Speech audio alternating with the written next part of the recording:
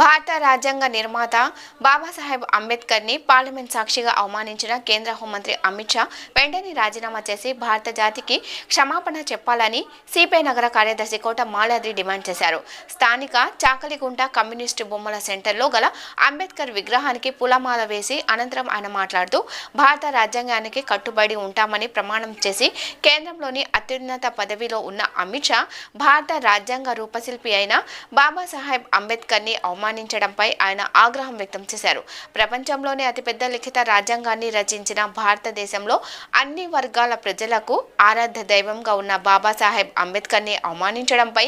దేశవ్యాప్తంగా నిరసనలు తెలియజేయడంతో పాటు కేంద్ర హోంమంత్రి అయిన అమిత్ షా తన పదవికి వెంటనే రాజీనామా చేయాలని, లేని పక్షంలో దేశంలోని ప్రజలు ఈ ప్రభుత్వానికి తగిన బుద్ధి చెప్తారని ఆయన హెచ్చరించారు. ఈ కార్యక్రమంలో సిపిఐ నగర కార్యదర్శి సభ్యులు రావుల అంజిబాబు, చిన్నపోతుల